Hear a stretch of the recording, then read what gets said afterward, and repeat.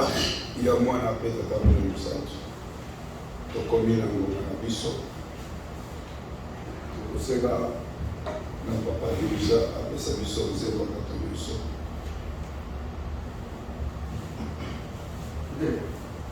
Simba Nzambi ukazinga mukimona kiambe na topesio mesimi pamba te obatelaki biso depuis lundi kino mpona lelo dimanche tala biso nyonso bana na toye na esika mpona kokumisa bazambe na biso sika ete programe nyonso tokosala na place oyo otoka na yo tatasi motima salisa biso na programe nyonso ezala koyemba ezalaka te ezalaka sinsani totiki yango nyonso na maboko na yo tinda baange nde baza katikati na biso mingi katikati na biso baza na kati ya banzela baza koyela baya na esika mpasi motima komisa bango nyonso na kimia soki bango mpe bapona kimia tokopesa merci mingi mpe bazali na posa ya kokoma na siko kasi nzoto na bango etosi bango mingi mayeba ya eza te kasi motima ozala zambe na bango tozali kosenga mapambo o bénédiction opesaki na mokili monene ebandela priere ya programe ya lelo dimanche biso mpe awa na Texas kobosola biso te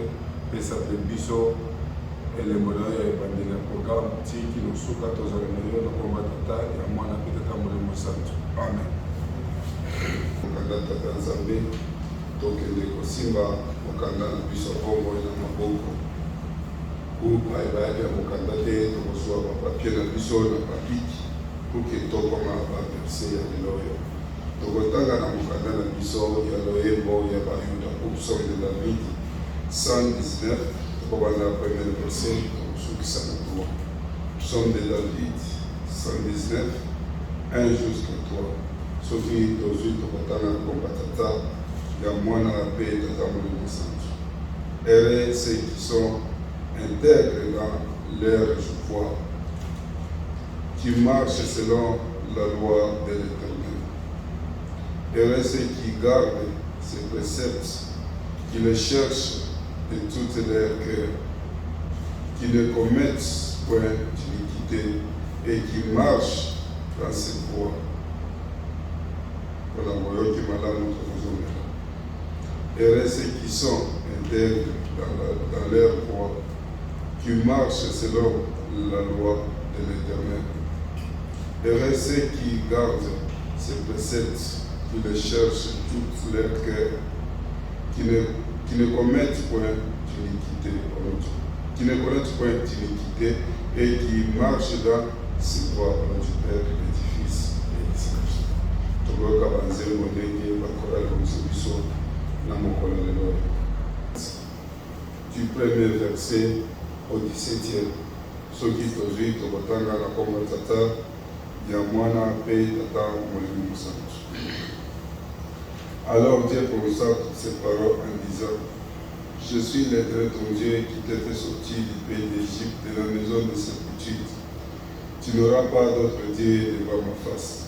Tu ne te feras pas d'image taillée, ni de représentation quelconque des choses qui sont en haut dans les cieux, qui sont en bas sur la terre et qui sont dans les eaux plus bas que la terre. Tu ne te prosterneras pas devant elles et tu ne les serviras pas. Car moi, l'Éternel ton Dieu, je suis un Dieu jaloux, qui punit l'iniquité des pères sur les enfants jusqu'à la 3e et à la 4e génération de ceux qui me haïssent, et qui fait miséricorde jusqu'à la 1000e génération à ceux qui m'aiment et qui gardent mes commandements. Tu ne prendras point le nom de l'Éternel ton Dieu en vain, car l'Éternel ne sera point impuni celui qui prendra son nom en vain. Souviens-toi du jour du repos pour le sanctifier. Tu travailleras 6 jours et tu feras tout ton ouvrage. Mais le 7e jour est le jour du repos de l'Éternel ton Dieu. Tu ne feras aucun ouvrage, ni toi, ni ton fils, ni ta fille, ni ton serviteur, ni ta servante, ni ton bétail, ni l'étranger qui est dans tes portes. Car en 6 jours, l'Éternel a fait les cieux, la terre et la mer et tout ce qui s'est contenu. Et il s'est reposé le 7e jour. C'est pourquoi l'Éternel a béni les jours du repos et l'a sanctifié. Honore ton père et ta mère afin que tes jours se prolongent dans le pays que l'Éternel ton Dieu te donne. Tu ne tueras pas. Tu ne commettras pas d'adultère. Tu ne déroberas pas. Tu ne porteras pas de faux témoignages contre ton prochain. Tu ne combattras pas la maison de ton prochain. Tu ne combattras pas la femme de ton prochain, ni son serviteur, ni sa servante, ni son bœuf, ni son âne, ni aucune chose qui appartienne à ton prochain. Nom du Père, et du Fils et du Saint-Esprit. Donc, on va passer dès que la parole est aussi.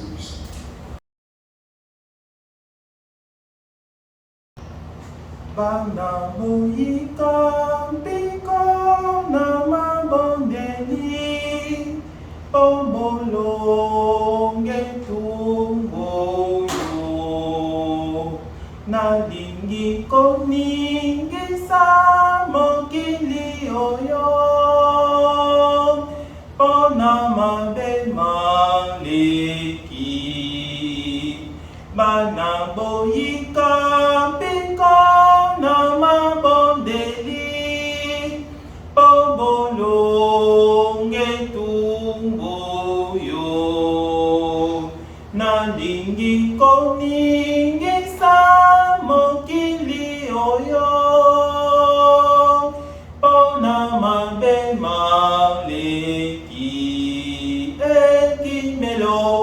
ekimelo ekozala te nguya na bino nakolongola bokozala lolenge lioko mayele mpe lolendo ya mokili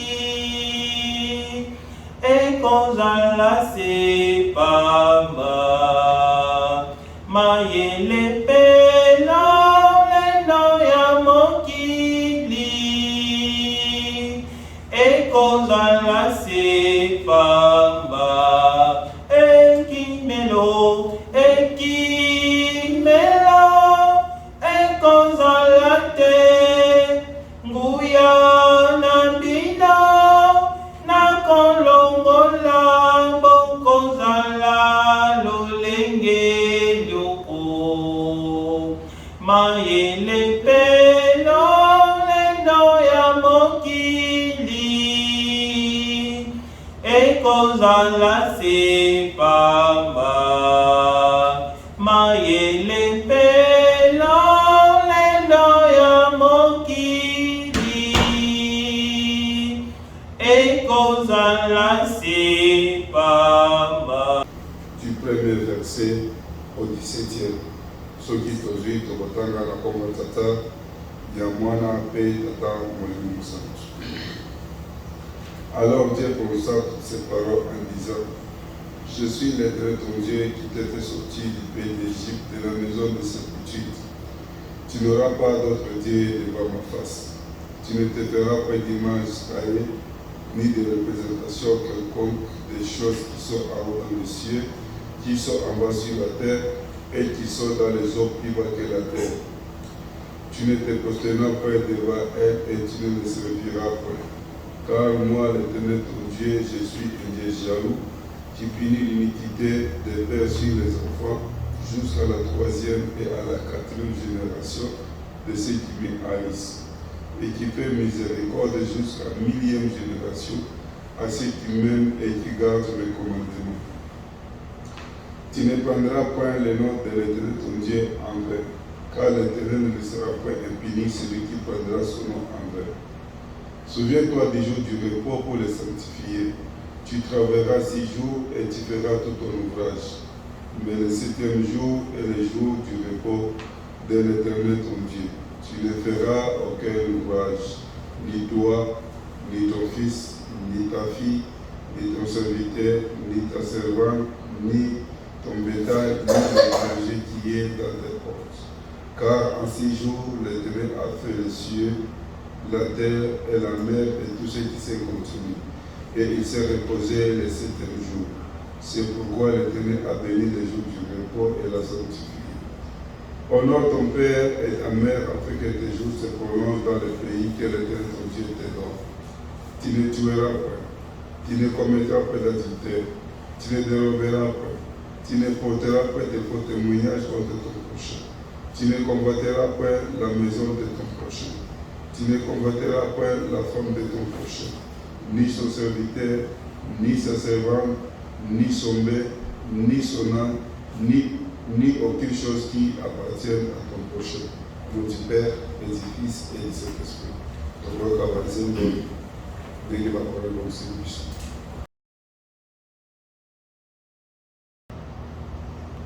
Yonde kozali kubongisa nzoto, bongisaka pe molimo mwayo, omukolo mwasuka nzoto ekobola, kasi molimo ekosambisama. Yonde kozali kobongisa nzoto, bongisaka pe molimo mwayo, omukolo mwasuka nzoto ekopola, kasi molimo ekosambisama. Ngonga yebite, mokolo yebite, sanza oyebite, mvula mpe oyebite, oyokolo Nzambe akokata mokano mwa yeke bandeko, okokende lifelo. Ngonga yebite, mokolo yebite, sanza oyebite, mvula pe oyebite, oyokolo Nzambe akokata mokano mwa yeke bandeko, okokende lifelo. Yonde kozali koloba ete, ozali nanu elenge ndenge obongolata bisengwa mokili yo, okoyeba soki okomi mpaka nde osaleli Nzambe na yo. Yonde kozali koloba ete, ozali nanu elenge ndenge obongolanda bisengwa mokili yo, okoyeba soki okomi mpaka nde osaleli Nzambe na yo. Ngonga yebite, mokolo yebite, sanza oyebite, mvula pe oyebite, oyokolo Nzambe akokata mokano mwa yeke bandeko, okokende lifelo. Ngonga yebite, mokolo yebite, sanza oyebite, mvula pe oyebite, oyokolo Nzambe akokata mokano mwa yeke bandeko, okokende lifelo.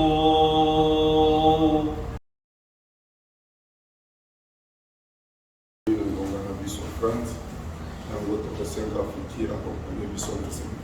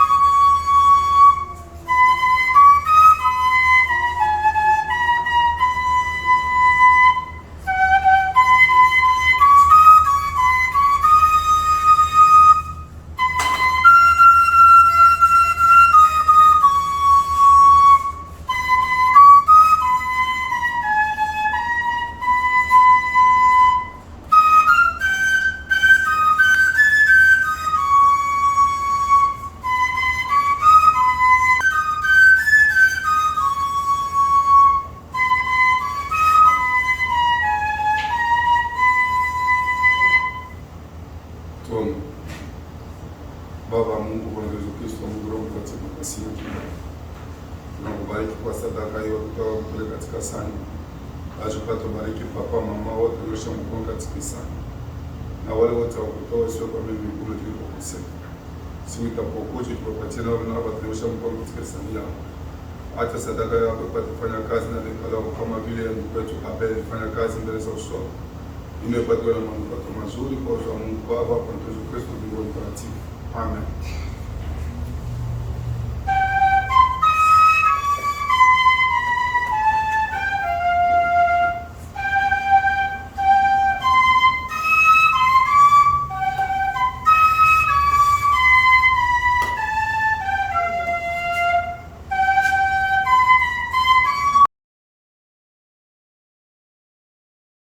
Tata Mungu Santo baye tuyakisima tobandaki na mokanda na biso na loyembo ya bayuda psaume de David tobandaki na psaume 119 du premier verset au 3e tulekaki na mokanda na biso mibale ezalaki Exode 20 du premier verset jusqu'au 17e. Sikasika lisusu tokozwa ba Bible na biso na maboko tokotana mokanda na biso ya 2e roi chapitre 2 verset 2 jusqu'à 10. 2e roi chapitre 2 verset 2 jusqu'à 10. Soki tozwi tokotana na komba tata ya mwana pe tata Molimo Santo. Élie dit à Élisée, reste ici, je t'en prie, car l'Éternel m'envoie jusqu'à Bethel. Élisée répondit, l'Éternel est vivant, et ton âme est vivante. Je ne te quitterai point. Et il descendira à Bethel. Le fils des prophètes qui était à Bethel se retournera vers Élisée et lui dira, sais-tu que l'Éternel enlèvera aujourd'hui ton maître au-dessus de la tête? Et il répondit, je le sais aussi, taisez-vous. Et il lui dit, Élisée, reste ici, je t'en prie, car l'Éternel m'envoie à Jéricho. Il répondit, l'Éternel est vivant et ton âme est vivante. Je ne te quitterai point. Et il arrivera au Jéricho. Le fils des prophètes qui était à Jéricho s'approcha d'Élisée et lui dira, sais-tu que l'Éternel enlèvera aujourd'hui ton maître au-dessus de ta tête? Et il répondit, je le sais aussi, taisez-vous. Et il lui dit, reste ici, je t'en prie, car l'Éternel m'envoie au Jourdain. Il répondit, l'Éternel est vivant et ton âme est vivante. Je ne te quitterai point.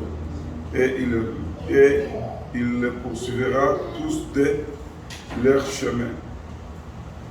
50 hommes d'entre les fils des prophètes arrivera et s'arrêtera à distance vis-à-vis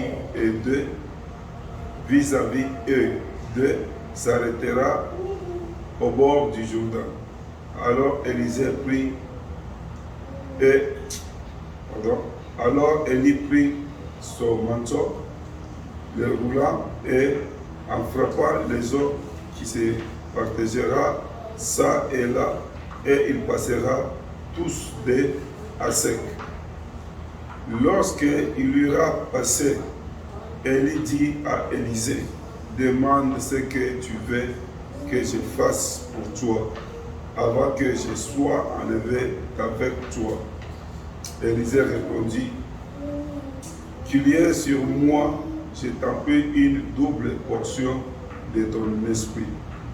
Élie dit, tu demandes une chose difficile, mais si tu me vois pendant que je serai enlevé avec toi, cela arrivera ainsi, sinon cela n'arrivera pas. Au nom du Père et du Fils et du Saint-Esprit. Pona pona na mukanda na biso tokobonela. Nakomba tata ya mwana pe tata Molimo Santo. Nzambe na biso, Nzambe likolo, Nzambe ya mama pasi mokimba.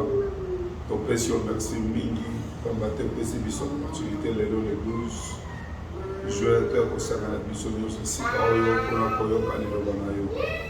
Tika ete ma nyonso tokoloba awa eutepa na yo eutepa na biso te. Ya solo nayebi ete kotanga ezali semble kasi koyandola ezali pasi. Nazali kosenga na Nzambe na biso papa simokimba mosalisa biso Molimo Mosantu. Oyo nyonso koloba mawa eutepa na ngai te kasi eutepa na yo. Itizenga lokola instrument dispose mitema na biso nyonso ezali esika moko. Tia makalisi na biso nyonso esika moko. Ouvrir mato na biso ya molimo toyoka nini oyo mokanda lingi eloba na biso pour que esalisa biso na vie na biso spirituel. Lobi tokuna moko tokozonga epai na yo tozonga na rapport kitoko tokopesa Nzambe na biso. Papa na biso katikati na biso na komba tata ya mwana pe tata Molimo Santo. Amen. Papa, maman, kimangiste lokola bomesa na lingoma na biso. Tobandaki na mokanda na biso ya loyembo ya Bayuda. Psaume de David. Psaume de David totangaki yango na Psaume 119. Toyebi biso baso ndenge tolobaka mikolo nyonso nani akomaki mokanda oyo ya Psaume de David. Nani azalaki chanteur monene na kati na mokanda oyo. Nani batimbiwaki obe bapesaka ye banzembo ebele ezalaki na azalaki papa David. Pourquoi? Puisque papa David abandaki koyemba mikolo nyonso na vie na ye nyonso mobimba. Depuis son enfance abandaki koyembela tata Nzambe, abandaki kokumisa tata Nzambe, ayebaki monene ya tata Nzambe, Nzambe azali nani na vie na ye. Yango wana ye abandaki koyemba mikolo nyonso banzembo mpona kokumisa Nzambe likolo. Soki totali na kati na Bible nyonso mobimba, chapitre ezalaka molai na bachapitre nyonso. Soki tobandi na Genèse Apocalypse tokokuta ezalaka Psaume 119. Ezalaka na makambo ebele ezali wana. Kasi na kati ya makambo wana ezalaka mpona yo na ngai tosango tosalela mpona mokolo wana tobika. Bible ezali koyebisa biso nini? Heureux ceux qui sont intègres dans leur voie, qui marchent selon la loi de l'Éternel. Heureux mutu oyo azali intègre. Akoki koningana te ou azali kobouger te. Ye atelemi esika moko na kati ya nzela ya tata Nzambe, na kati ya maloba ya tata Nzambe. Heureux mutu wana soki balobi heureux mutu wana ezali eloko za koyebisa biso eloko ya malamu oyo mutu azali kosala ube eloko oyo mutu akozwa yango ube aza deja na yango. Moto oyo azali kotambola na kati na nzela ya tata Nzambe oyo azali koningana te ata mopepe ndenge na ndenge ekomeli ye. Ye azali fixe, azali kotalela tata Nzambe. Tozwa exemple nayebi te mutu na mutu azali na histoire na ye na bisika kuna kendaki kokolela. Peut-être aoki kozala na explication kopesa biso ata na nsima. Nanu nayoki te depuis bakoko na biso bayebisi biso ke libanga te mopepe esalaki ya makasi libanga wana ebujaki jamais. Ata mopepe ya ndenge nini libanga ebujaka te. Mais soki tozwi nzete eninganaka. Soki mopepe makasi ye koma nzete wana eningani makasi misusu mpe ekweyaka. Misusu mpe bamateme ekatanaka ekwei ezalaka ndenge wana. Mais jamais libanga ebouge te. Ezalaka fixe etelemi esika moko. Ezali mpona ndenge moko na biso bakima biso. Tozalaka fixe na vie na biso so mobimba tozali kotalela tata Nzambe.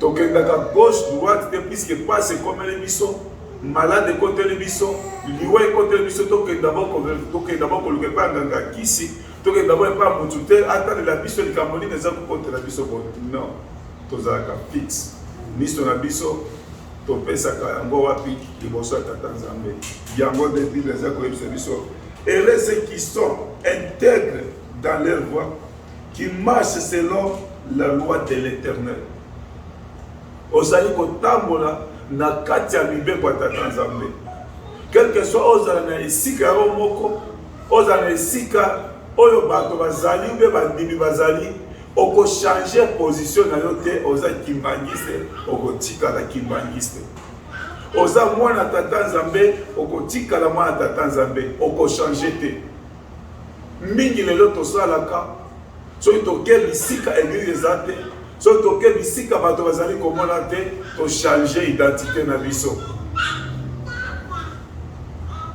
tobandi komela tobandi kolia mbulu tobandi kosala makambo oyo nyonso yo na ngai bakimbangisi tosalaka te oyo yo na ngai bandimi tosalaka te tobandi kosala yango pamba te toza na moto te azali komona biso mais yeba bien que identité na yo ezali basi bakoma yango deja na figure na yo partout ozali kokende bakomona na bizela bakoloba ah oyo bizela eza lokola bakimbangisi oyo etambola eza lokola bakimbangisi toyebi biso nyonso lisolo ya nkolo Yesu bakangaki ye azalaki na baekoli baye babandaki kolanda ye nini esalaki pour ke badécouvrir Pierre ke ye mpe aza moko ya baekoli ya nkolo Yesu ezalaki etamboli na ye ezalaki ndenge abandaki koagir bamoni ndenge wana donc à partir ya bizala na biso moto akokalifie oyo ke oyo ozali mwana tata Nzambe oyo ozali mwana Satan mais biso lelo tosalaka soki toke esika église ezali te moto azali komona biso te tochange identité na biso mais awa Bible ezali koyebisa biso ere na moto wana achangeaka te nzela na ye azali ferme azali kotambola kati ya mibeko ya tata Nzambe azali esika ye moko azali esika bato ebele ezala mopemba ndenge kolingisa ye ye azali ndenge wana kimbangisi akochange te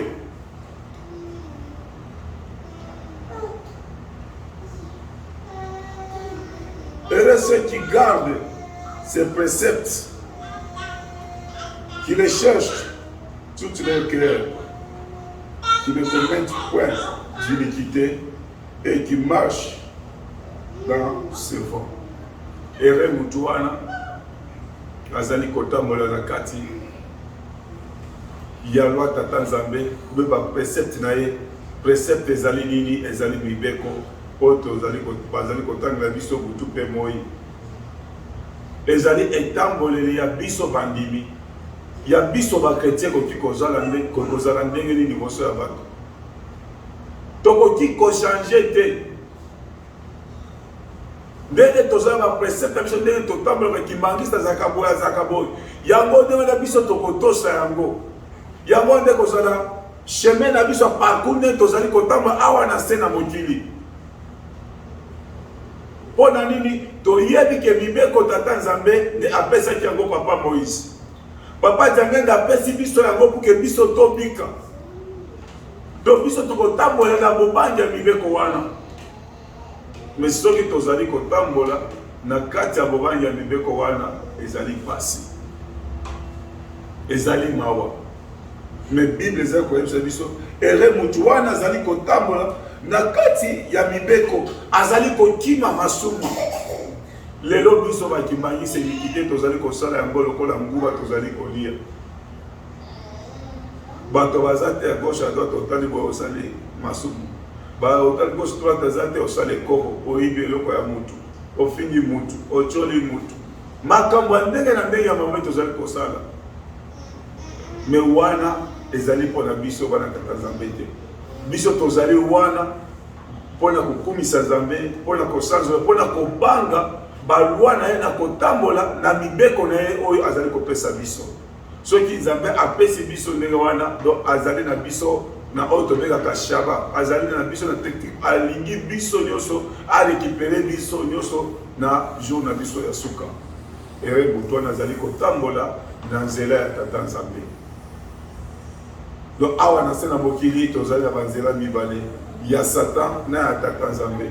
Totala sikoyo nanga totambolaka na voie nini. So tambolaka na voie tata nzambe to continuer kaka ndenge wana pe to persévérer yango. Ezala makasi koleka tozala nango lelo. Kaso totambolaka na voie mabe ya Satan to changer bizana biso to bima na nzela wana to landa oyo ya tata nzambe pona bokola suka biso to bika biso nyonso. Mutu na mutu ayebi ndenge azali kotambola ye na nzambe na ye ayebi esika nini azali na tata nzambe na ye esika nini na nzela wana azali kokende ezali ndenge nini ezali question ya yo na ngai kotala nini tozali kotambola so tozali kotambola mabe tozala na nzela tata nzambe mpe tozala intègre tozala ferme na badécision na biso masumu te na kosala lisusu yango te ngai nazongeli nzambe na ngai nalanda kino suka wana nde mokanda na biso tozalaki nango ya psaume de David. Toleki na kati na mokanda na biso ya Exode 20. Kasio ya Exode. Swahili ezali kutoka. Soki tobengi kutoka, ça montre que pe kokota ezalaki. Okoki kobima te soki okotaki te. Okoki kobima na salle oyo te soki okotaki na kati ya salle oyo te.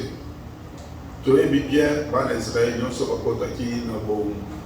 Bakotaki yango ndenge nini yonakaki mandise toyebi yango très bien. Pe bakotaki boni toyebi très bien. Pe babimaki boni toyebi yango très bien. Kasi na kobima na bango quel que soit miracle mingi bamonaki yango depuis na Égypte. Puisque miracle tata nzambe oyo abandaki kopere ezalaki kaka na kati na nzela te ebandaki depuis na Égypte devant Pharaon. Mais bana Israël bazalaki conscient na conscience bayebaki ete nzambe na biso aye kolibere sikoyo biso tala baprodige ndenge ezali kosalema ebele ya bamiracle toyebi histoire bagrenu basorterel toyebi yango toyebi ndenge nini ange alekaki na ndako nyonso ya bana Égypte aye koboma bana nyonso ya Égypte le premier né bango nyonso bakufaki histoire nyonso wana yonangaki bangise toyebi yango très bien. Mais ndenge bana Israël bakotaki na Égypte. Égypte à l'époque ezalaki grande puissance lokola lelo toki kobenga États-Unis grande puissance. À l'époque Égypte la grande puissance abandaki kosalela banzambe ya bapaya. Abosanaki nzambe mokeli na ye. Asalaki biloko ya ndenge na ndenge. Oyo ezalaki na volonté ya tata nzambe te, ezalaki na volonté ya Satan. Lokola bana ya Israël bango pe bazalaki na mboka wana bakotaki na bombo wana parmi bango bamosusu pe bandaki kofukamela banzambe oyo ezaki kombo binzambe oyo eyokaka te babandaki pe kosalela badoctrine misusu oyo ya Égypte. Tata nzambe alongaki bango na Égypte babandi kokende na nzela bamoni miracle ebele bato oyo babanda kolia biloko euti na lola bato banda kotanga na bilamba eza koma na salite te sapato na bango esilaka te ekomaka mokuse te toyebi histoire nyonso très bien. Mais nyonso wana bango bandimelaki tata nzambe te bazalaka na banzambe na bango na bikeke bazalaki na yango nzambe amonaki ete apesa bango le 10 commandements. Toyebi pasi nini papa Moïse akendaki na Mosna mpona kozwa 10 commandements. Retour na ye ezalaki ndenge nini mpe akutaki bango na attitude nini bana Israël. Quel que soit comme ça koyo nzambe ya biso ezali nzambe ya mao autorisaki toujours papa Moïse apesa bango les 10 commandements. Soki apesaki bango 10 commandements ezalaki na but moko but yango ezalaki nini ezalaki bango bachanger bizaleli ya mabe balanda tata nzambe ezalaki bango batika makambo ya mabe balanda tata nzambe pour que basepela na mboka wana ya elaka nzambe aprometaki bakoko na bango ke nakopesa bino mboka wana na Bible eza koyebisa biso ezali mboka eza kokole miel nale ezali kokule na kati ya mboka wana. Donc ezali mboka ya esengo oyo bakomona lisusu pasi te. Tala sikoyo maele ya mutu. Quelque soit Nzambe apesi bango ndenge wana. Ayebisi bango, a rappelé bango bien na promesse au sein na ba grand père na bango batosa kite ba continuer kika na banzamba bango bapaya. Aye kopesa bango du commandement pour que batika banzambe wana. Kasi bandima kite ba continuer kika na nzambe wana esangitina. Suka na bango toyebi. Basuka kindenge nini? Babima ki combien? Pe bakota ki combien? Nini esala ki bango bakota sikoyo muke? Na mboka elaka wana. C'est puisque batosa ki te bibeko, c'est puisque ba continuer ki na binzambe o esangitina, c'est puisque ba continuer ki na makambo mabe, yango esala ki bango pour que bakota na mboka wana te. Lelo yo eza bana Israël tezali yonanga ki mangisa tozali awa. Papa Djangenda mona ki etapesa biso di commandement oyo. Batangela ka biso butu moi. Lokola tobota bina ba famille mosusu eza mabe. Yonanga toki kozala toza bien mais ba grand père na biso bazalaki na biloko mabe. Toza na balie na bango wana ya makila à travers les 10 commandements. Ndenge toyebi ke Nzambe aba kofuka na Nzambe mosusu. Loko kutana kimbangisa ba yebiso ko ozaka eloko na biso bokoko. Yo pe oke ko participer na ngo. Obe pa biso tosaka boso ki sanda e bibi tosaka tosaka yo pe oke ko sala. Mais to bosali ke biso tozali photocopie avant les Nzambe apeti biso biloko wana. Nzambe alingi tosala na yembo ko tosangisa na biloko mosusu te. Nzambe alingi tosala propre pour que akotsa biso na mboka na ya elaka. Mais biso tozali kosangisa Nzambe na biso na bakutime na biso. Tozali kosangisa Nzambe na biso na kindoki. Lelo tokomi na bamboka eza ba magie, tokomi kosangisa Nzambe na biso na ba magie. Tokomi kosangisa Nzambe na biso na ekobo. Na makambo nyonso oyo ya mabe biso tobandi kosangisa yango Nzambe. Siko mboka wana elaka tokokota yango ndenge nini? Mboka wana promesse Nzambe prometaki bakoko na biso. Ba oyo nyonso bamaki pasa papa Simon Kimbangu. Papa Simon Kimbangu prometaki bango. Ata bino lelo bosepeli te. Bana na bino bakosepela. Bakoko na bino bakosepela. Promesse à papa Simon Kimbangu apesaki barelégué. Attention que le bino bosepeli, bozali komona passe kona komona ngai. Kasi bana bino bakosepela. Bakoko na bino bakosepela. Siko est-ce que wana promesse papa Simon Kimbangu apesaki bakoko na biso. Tokosepela biso na biloko biso tozana yango. Est-ce que nous sommes sûrs que nous allons se réjouir na bonheur aux Nzambe avant ce biso est-ce que biso tokosepela na makambo ya mabe tozana yango.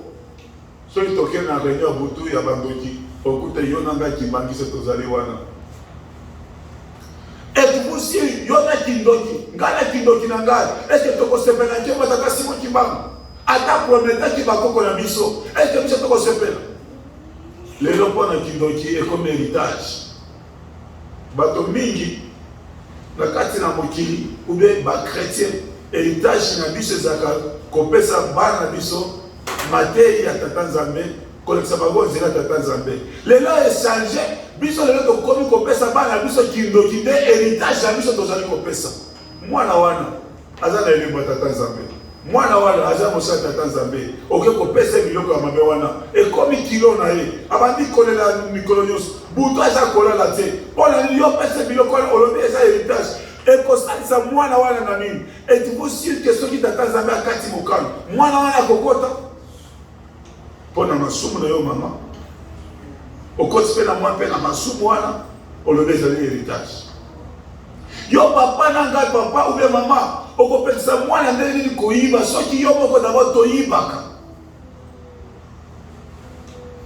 na kati ya bamiyibi biso tozali badegwa kokotisa badegwa na baposhi ya bato siko bana biso tokopekisa bango kimoyibi ndenge nini tala ndenge tokotika héritage ya biso epai ya bana ezali kimoyibi.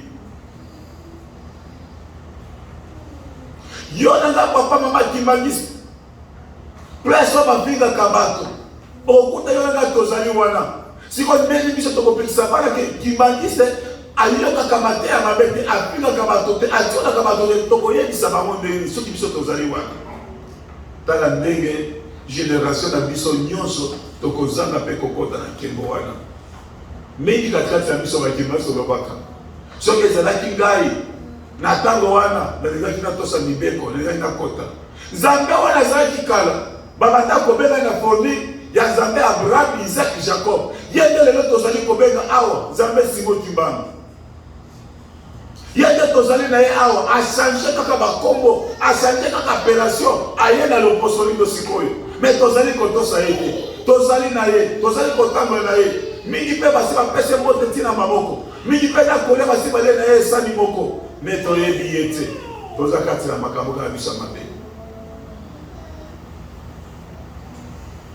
Eza ndenge moko na papa Moïse bayebaki ye très bien na baboti na ye na bandeko na ye ba Mariam bayebaki bango très bien babi Moïse aza kosa biso mibeko nile kosalisa biso mboka nini tokokota mais suka nango toyebi combien de personnes bakotaki na mboka wana mpona nini Yosua na Kalebe bakotaki puisque batosaki mibeko ya tata Nzambe puisque banda kotambola mobandi ya tata Nzambe ebongo sikoyo biso génération lelo combien tokokota soki lelo tata Nzambe akati mokano na ye biso bakimangisa monde entier tokokota combien nakima tata Simon Kimbangu edi commandement bazali kotambola biso butu mpe moi kiti matinal ebi 10 commandements na poko soirée 10 commandements dimanche 10 commandements chaque jour 10 commandements et combien tokokota na nkembo ya tata Simon Kimbangu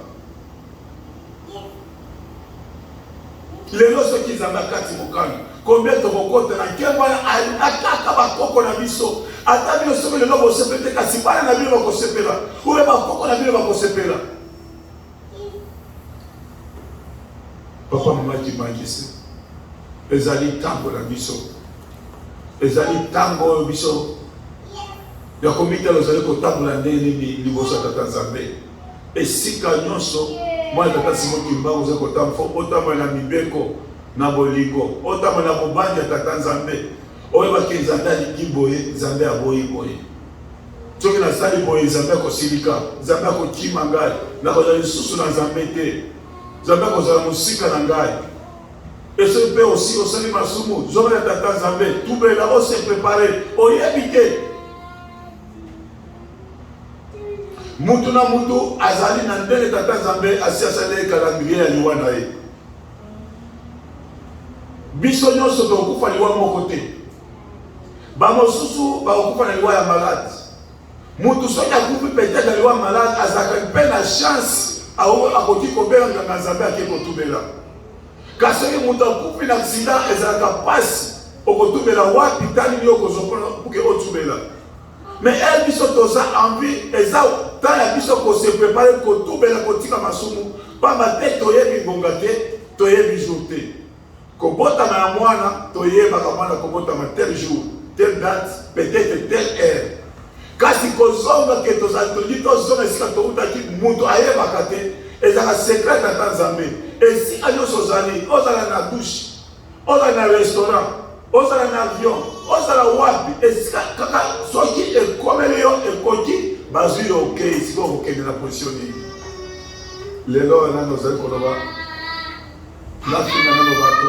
natiola nano bato nasala d'abord boye nakobongisa après nakontinue d'abord na kimeki na nga namonisa d'abord bato pasi nakotubela après c'est bien fanda nango nga mpe nafanda na nga eza bien mais mokolo ezali koya peut-être okozwa chance ya kotubela ndenge mola bana ezali bazwaki lisusu chance ya kotubela yango wana bakotaki na mboka wana elaka te biso mpe lelo papa ezalendalakaki biso mboka elaka na oyo tozali nango eske tokota mboka elaka wana mboka wana ezali ya basantu ezali ya bato ya mabe te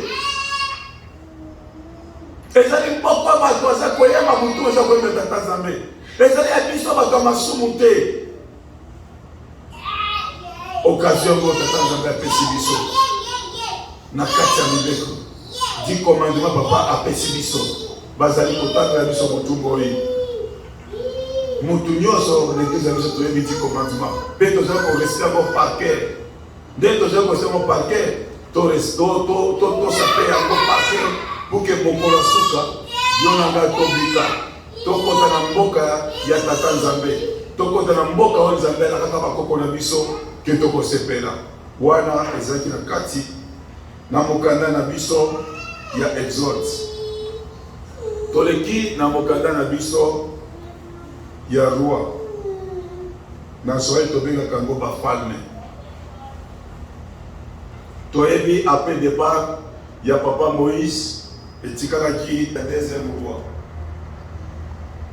Na kati ya mokanda deuxième roi ezali koyebisa biso histoire ou bien makambo ya papa na biso eza na ba grand prophète na ba petit prophète. Toza na ba Moïse ba Eli quand Nzambe aye kokuta bango baza prêt ou bien prête aza kopesa bango message. Kati na bango Nzambe abandaki kofanda mikolo na bana misato bakendaki na bitumba. Toyebi histoire wana très bien ba kimaniste. Après Eli akolaki afandaki wapi? Babandi kotambola na ye lokola Moïse abanda kotambola pe na Josué. Makambo oyo maître na abandaki kosala. Makambo oyo maître obe pro ekozala ndenge nini pe kosepesa ndenge nini. Un jour Nzambe koyebisa Eli, prépare-toi mokili oyo toyebi histoire ya Eli akendaki likolo ndenge nini. Toyebi histoire ya Enoch amataki nolo ndenge nini. Pe histoire tolanda ndenge Bible eza koyebisa biso. Eli dit à Élisée, reste ici. Je t'en prie car l'Éternel m'envoie jusqu'à Bethel. Et Élisée répondit, l'Éternel est vivant et ton âme est vivante. Je ne te quitterai point. Et il descendra à Bethel. Elia MCA, Tikalawa, Zamba a Tininga telle place na Bethel. Nazali Koke. A répondre bien, Nakoti Kayote. Donc, aucun de partout. Pourquoi? Puisque Élisée déjà a reconnu déjà secret Élie que le nom Élie a côté Kangai. Mais avant Tikangai, il faut namonaye. Il faut na découvrir ba miracle ya suka. Na yeba iloko ni ezala kanaye. Bible eza ko yebisa biso. Élisée a boya ki kotikala. Va continuer à voyage na bango. Le fils de prophète qui était à Bethel sortira vers Élisée et lui dira, c'est-il que l'Éternel enlèvera aujourd'hui ton maître au-dessus de ta tête? Et il répondit, je le sais aussi, taisez-vous. Bana banganga Nzambe mosusu bya ba prophète mosusu ezali na kati ya mboka na Bethel. Baye koyebisa ye, est-ce que oyebi ke lelo Nzambe akozwa Eli? Réponse na lobaki nini? Nayebi, taisez-vous. Donc départ Eli presque bato nyonso bayebaki yango ke Eli azali kokende. Mais bayebaki te na nzela nini Eli akokende nango. Akokende na nzela liwa ou bien akokende na nzela nini?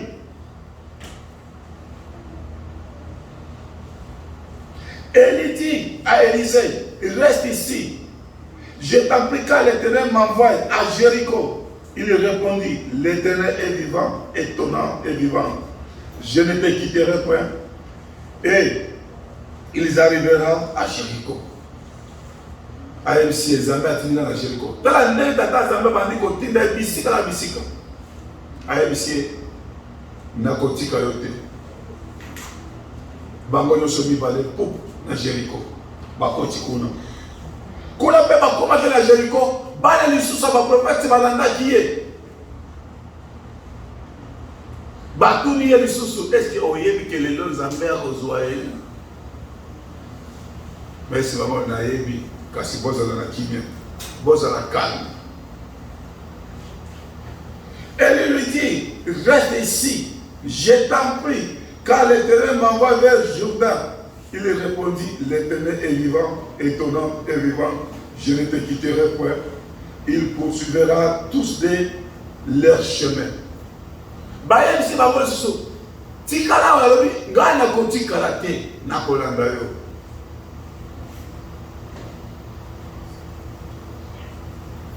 Bible eza koyebisa biso ndenge Eli abanda kotambola, ndenge Elisa abandaki kolanda ye, soki ayebisi ye abona. Bakomi na Bethel, bakei Jericho, bakomi ti na kokende, bakei ti suka na bango bakomi na Jordan kuna. Mais Élisée azalaki kaka na Eli atikaki ete. 50 hommes d'entre les fils des prophètes arrivera et s'arrêtera à distance vis-à-vis et deux s'arrêtera au bord du Jourdain. Alors Élie prit son manteau, le roula et en frappant les eaux qui se partagera ça et là et il passera tous deux à sec. Et si tu as commencé dans le Jourdain, et ça m'a minene, il faut pas 400 yango. Ba 400 ndengeni. To ebi elateli ya bato akala ndenge zalaki. Azui et la manae a tout yango na mai. Mai se divisé. Ba traverser Jourdain à sec. Le kola bana ezene ba traverser qui mer rouge. Ba ko ba traverser qui yango ndenge wana.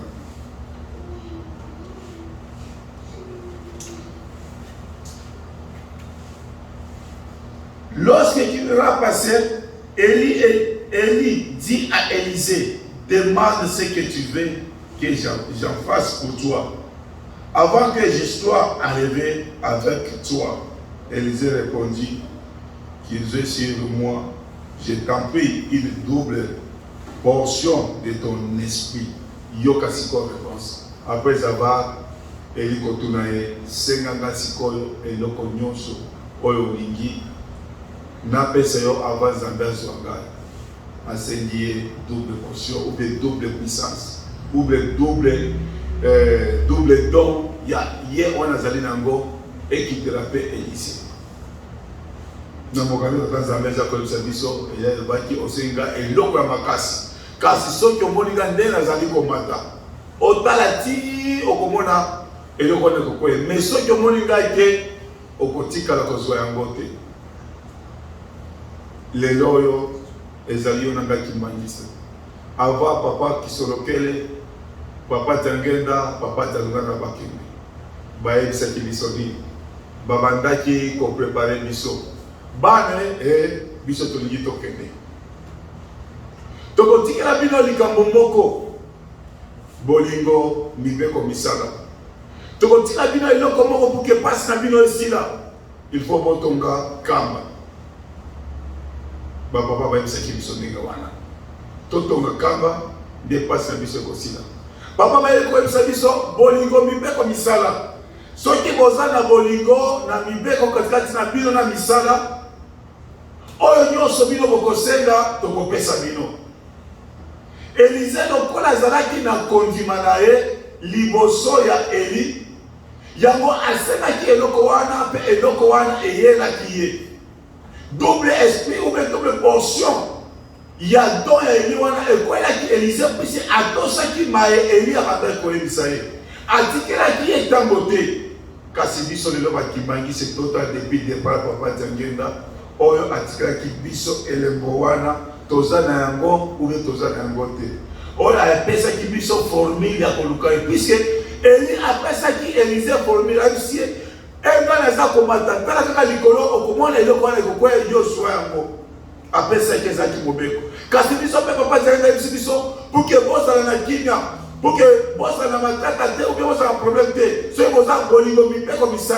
En cas de problème, bon ben gai jangé na goza la présent. Na quoi pour ça les samino, na pas pour pesa bino réponse, na pas pour pesa bino ya na makamamino so bozali. Est-ce que les autres en ont un mot?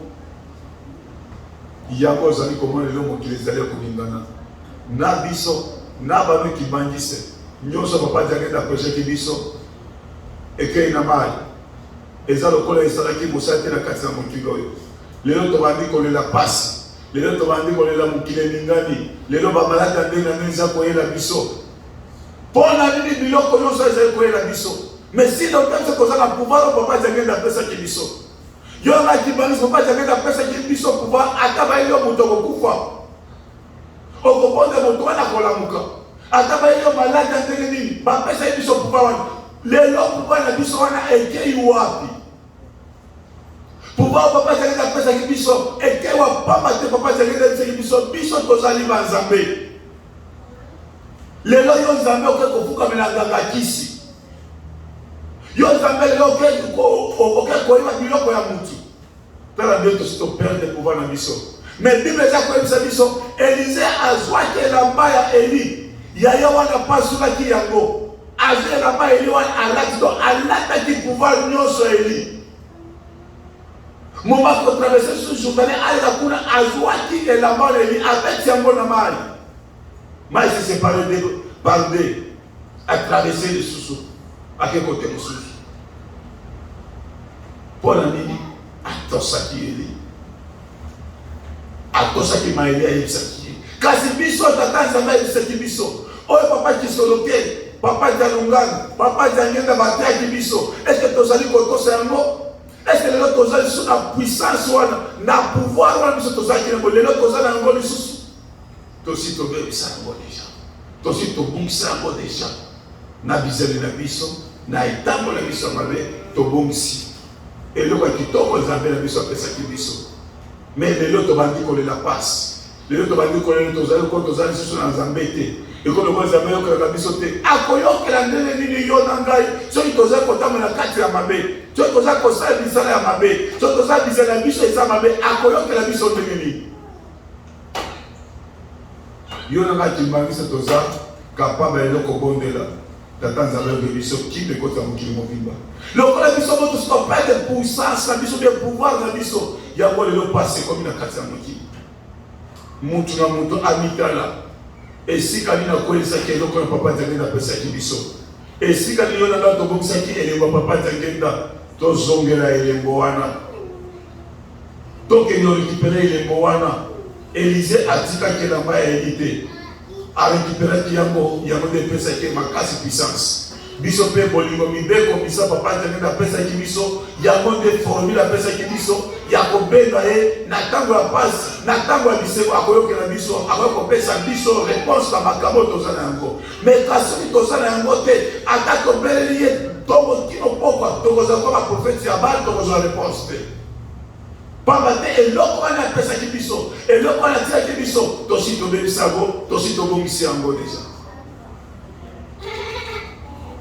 eza ntango yo nanga korekipere yango tokorekipere yango na ndenge nini soki tozongeli bolingo mibeko misala soki totosi oyo nyonso akomandaki koteya biso bapapa biso nyonso misala soki totosi oyo nyonso papa simotima ote aza koteya biso likolo nyonso tokozongela puissance na biso wana makasi na biso wana papa nzangenda atikaki ya biso tokozala na yango mais soki tokotia kati ya masumu yeba yo na ngai tokozala lokola baprofeti ya Bali tokotika na kombo wana toza bakimbangisi mais eloko te oyo eza na kati na biso eza koleseka eza bakimbangisi mais uniforme tokolata mais na kati ya misele na mitema na biso mabe nde etondi ezali ntango oyo na ngai kotala wapi okoyeyaki wapi obongisaki puissance yo boye pouvoir spirituel na yo eza ntango yo korekipere ya kolela libusu moso ataka nzambe azomisela yo makasi wana azomisela yo don na yo wana azomisela yo puissance wana mpo osala makamwisi na kati ya mokili na koma papa simoki mbamba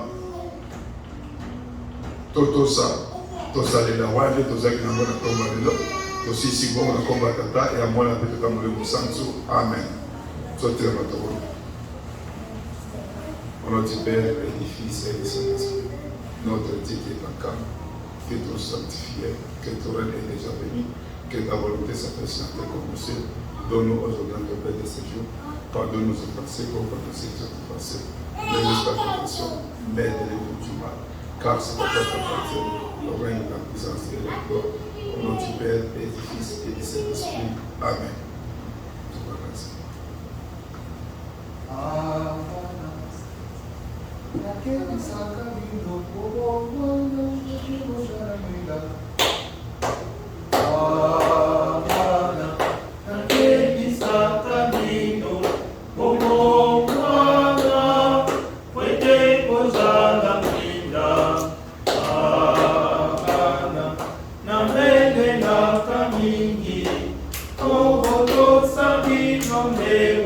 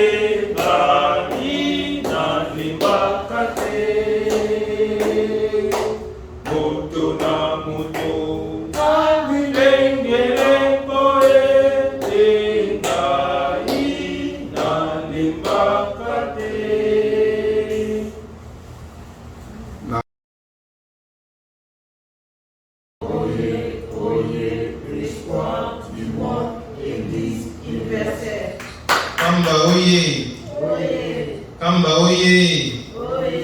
Kamba oye.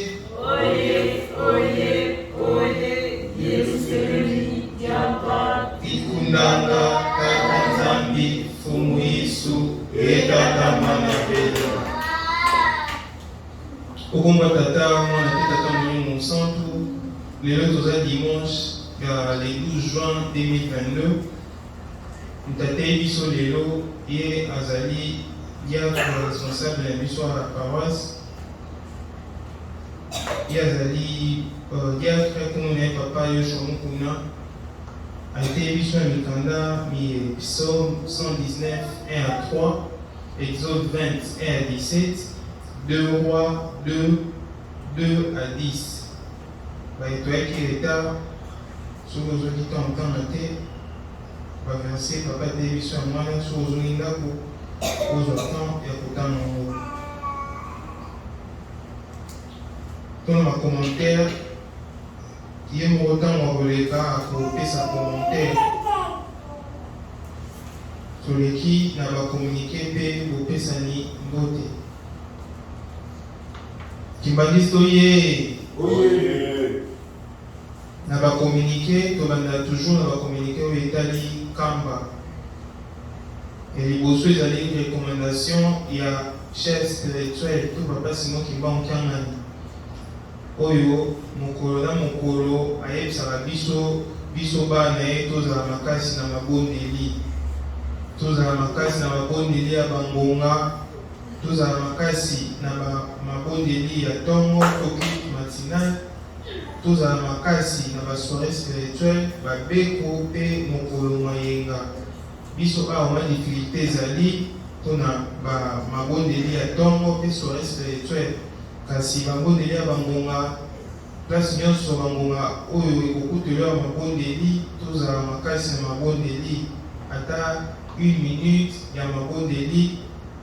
Nzambe akoyoka yo ayebi place yo ozali, ayebi difficulté oza nango.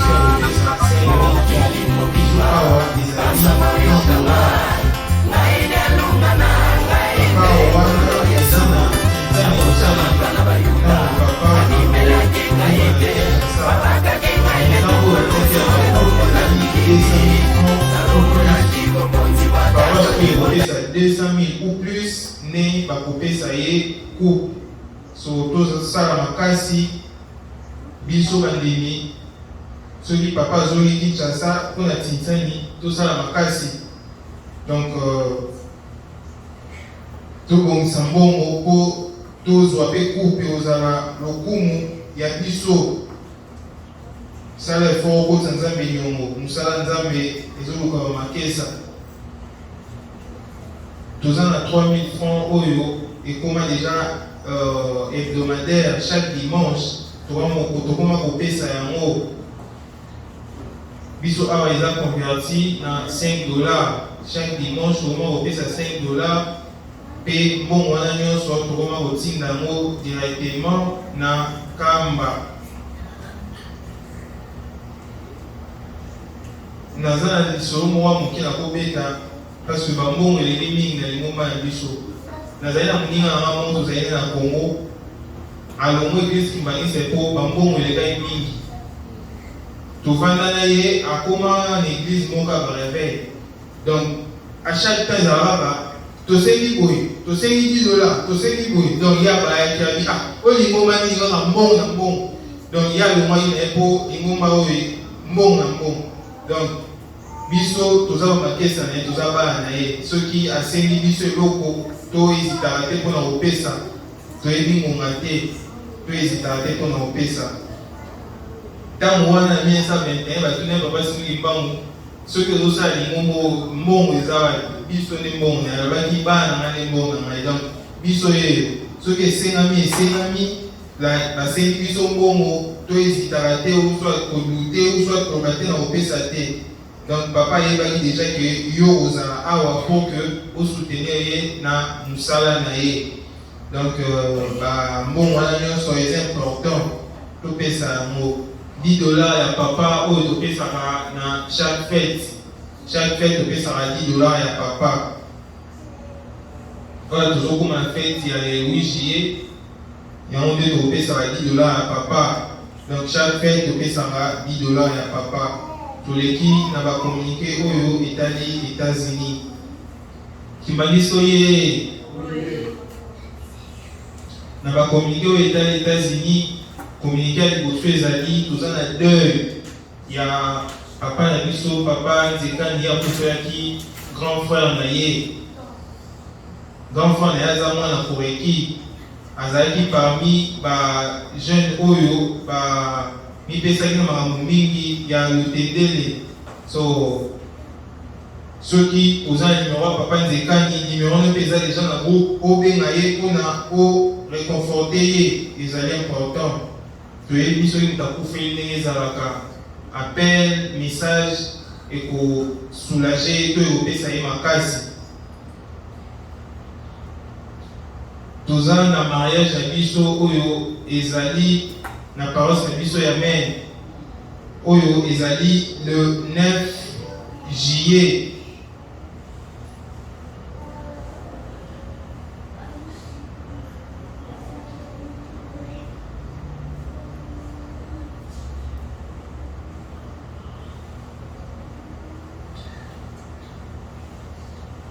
Église de Jésus-Christ sur la terre par son envoyé spécial Papa Simon Kimbangu. EJCSK Portland, Maine, fondé en Kamba le 6 avril 1921. Numéro 004 EJCSK Portland, Maine, à l'église Kimbangiste. Objet, communiqué de mariage. Au nom de la Sainte Trinité, Père, Fils et du Saint-Esprit, l'église Kimbangiste de Maine a l'honneur de vous informer au mois de juillet, le 9 juillet 2022, notre maman Gisèle Makiese Mpese, la fille de papa David Ntadi et de la maman Alphonsine Senga Nganga, originaire de Congo central, chrétienne kimbanguiste dans la paroisse de Maine, dirigeante de Jeteki, va se marier avec papa Simao Mbuta, Yazalino kimbangiste. Le mariage aura lieu ici dans la paroisse de Maine. Adresse 17 Dunn Street, West Brom, Maine 04092 à 12h juste. So, bandeko na biso ya Maine ba invité biso na mariage. Toza na mariage le 9 juillet. Oyo eza na mboka ya Maine. Donc tokosana te toza na mariage. Soki oyo amoni aza dispa okende, c'est le temps ya osomba billet parce que le billet ezomata déjà. Billet ezokoma cher. Donc tosombaka déjà billet air oyo. Na yango pour na biso awa na Texas ekateli ezali $25 pour na biso awa na Texas pour na mariage wana toyebi nde tosalaka. Toleki na bakomunike oyo etali biso awa na kati ya paroisse ya Dallas.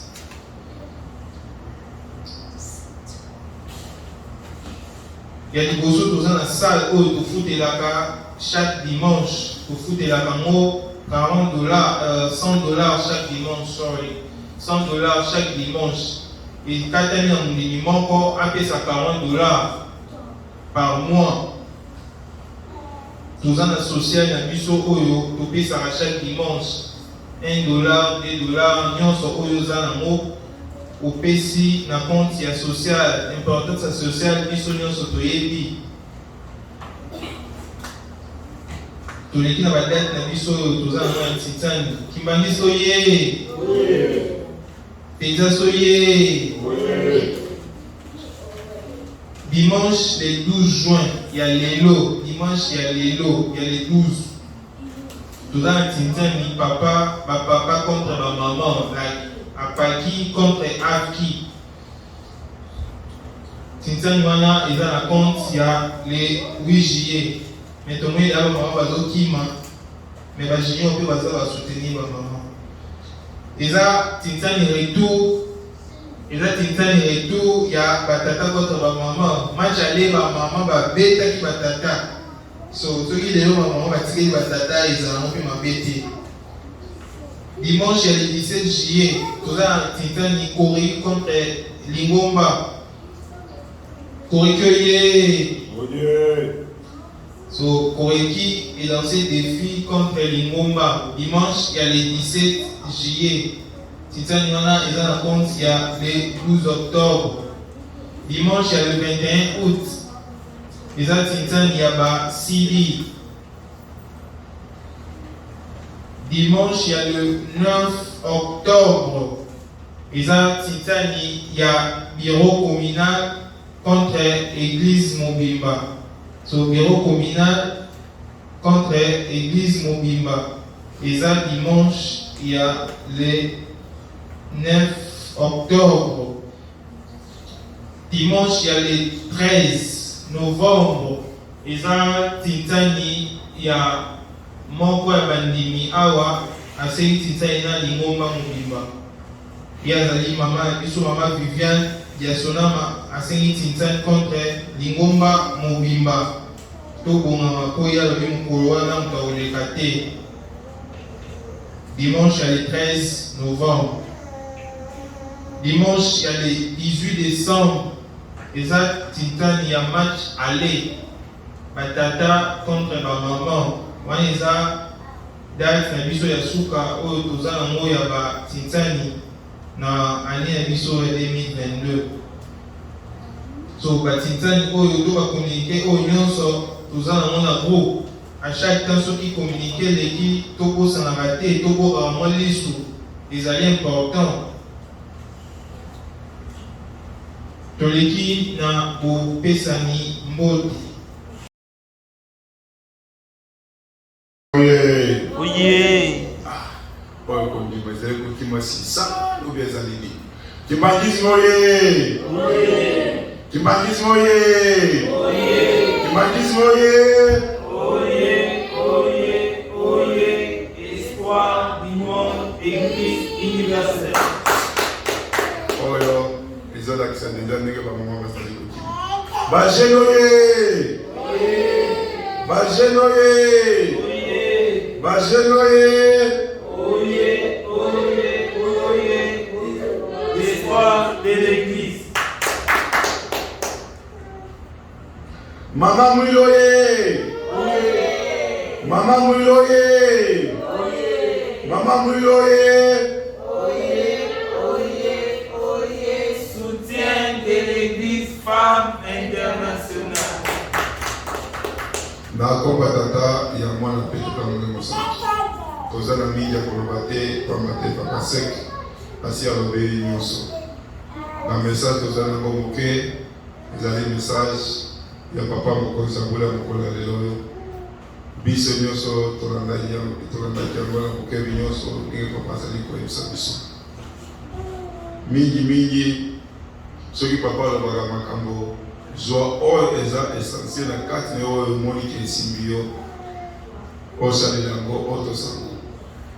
Papa alobelaki makambo ndenge bapapa bateyaki biso mingi ndenge le 3 Congo eza na makambo mingi ndenge na 1931 papa zengenda bandaki akendaki komona roi Zingankuru soki tosali 1918 en 1931 papa zengenda azalaki na mbula boni oyo azwaki autorisation ya pouvoir ya kokende komona roi lezinga nguvu alobeli makambo mingi ya kulumbimbi toyebi biso nyonso eloko tozelaka ezala papa akende kulumbimbi akata kokana mpe na message alobeli mingi alobi soki le 3 Congo eza na kimia yango nde kino kokende na Afrique okende mokili mobimba donc ezali ya yo na ngai kose prépare spirituellement tozala bana na ye ya bosolo kotozamba ezali kosenga biso tolanda message na eza na bagroupe tokoyoka ngo ndenge papa alobeli biso na mokolo lelo oyo toleki na bakomike na biso ya awa tokosa mwa rectification moke papa asenga alobaki tozalaka na sisa na biso ya $5 ezalaka hebdomadaire wana ezalaka sisani ya papa azali kosalela yango mpona koconstruire orphelina wana topesaka chaque fois oyo tosengi $10 ezali papa asengaki na motu nyonso na Kinshasa 5,000 francs na baparasi nyonso et j'espère bien même na Congo Brazza bazali kosala yango papa asengaki na motu nyonso 5,000 francs 5,000 francs mpona biso tomonaki oleke topesa papa $2.50 nde tokonvertiraki yango na $10 eza une fois seulement soki papa azongi na Kinshasa nde tokopesa mbongo wana eza $10 papa seka alobi papa alobaki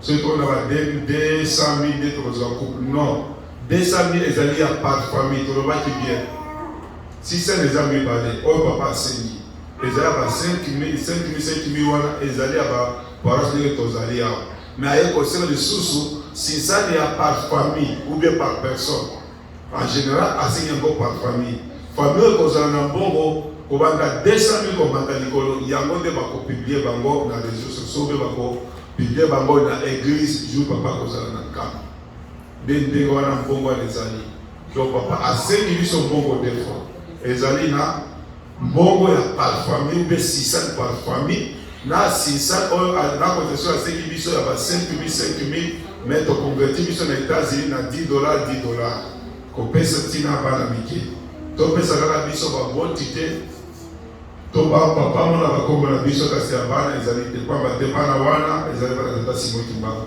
bango mpe totia bango ba $10 awa na États-Unis $10 lelo oyo ekomi nde 2 litre ya carburant so otie 2 litre ya motuka kotambola ata mwa distance te ekosila otie mosusu donc totia ba $10 na biso oyo na nga mpoke tozwa mapamboli toyebi biso nyonso soki nzambe asepeli biso tozwaka mapamboli tosala makasi en tant que bana papa Simon Kimbangu Tiangana wana nde ezalaki rectification moke na esika papa seka alobaki eza 200,000 na paroisse nyonso mobimba te mais eza 200,000 komata likolo na motu mpe na famille donc ndenge tozali ya famille José Mokuna famille Nono Akambu famille Resor famille Gaino mutu na mutu na ye wana alobi angala kopesa 500 oyo alobi ngana kopesa 300 oyo alobi ngana kopesa 200 oyo alobi ngana kopesa 150 ezali ndenge wana de message wana tozala na programme na biso ya mariage ya mama na biso akobala le 9 basengi biso cotisation pour tolukele cadeau tosala makasi yo nanga kopromotimagise toluka cadeau ya kitoko oyo tokopresente Texas parce Texas ezali elembo Texas ezali nzela alakisaka bato so Texas asali likambo okomona bato mosusu bakoki yango lokola biso moko tobandaka likambo mais tosuka nango na nzela te tokontinue pour ke bato mosusu bakoki koleka eza ntango na biso kokata babiye pour ke tokende na mboka me kosepesa bandeko na biso bazali kokokisa mokano ya tata nzambe papa José azali na matanga tozwi telefone tobengi ye ekozala bie makasi na nkanda bambuta okota réunion totala ndenge tokosala ndenge tosalaka bambuta komike ekopesamela na eglise wana nde tozalaki nango na ntongo lelo tosisi bongo na komba tata ya mwana mpe totamboli mosantu amen.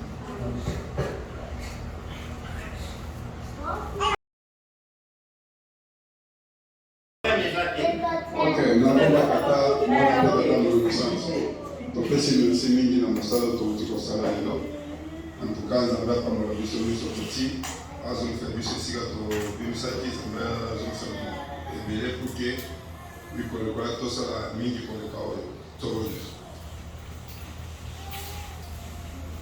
Nakomba tata mwana pe tata molimo santu nzambe na biso kopasi mokima okiangani topesi yo merci mingi pamba tozalaki to biso ebangela programme kinosuka ya solo biso bana na yo oyoyaki awa mpona kokumisa yo mpona kosanzela yo mpona kosala mpe mosala papa ya solo tobakima te olandaki kolela biso ya kati ya banzembo olandaki kolela biso ya mamona ya bato misato papa lelo ezalaki jour tozobaki tokosala misala mpona kotongi nkama kala misala bapapa na mama basali mokolo eloko basimikima ya solo oyebi baza badifficulté ebele baza babile ebele kasi basesakrifie pour ke bapese kotanzambe ebongo sikoyo nakosenga epargne bango na mipepa bamalade ezala na bazotolo bango ezala na bafamille epargne bango na makambo ya liwa ezala na bafamille na bango nyonso kwanga te soki malade ezali mpe liwa moi tosala mosala kitoko ekozala lisusu te papa epargne bango na makambo nyonso wana nayebi esika baza kokande makambo ezali ebele bitumba mpe ezali ebele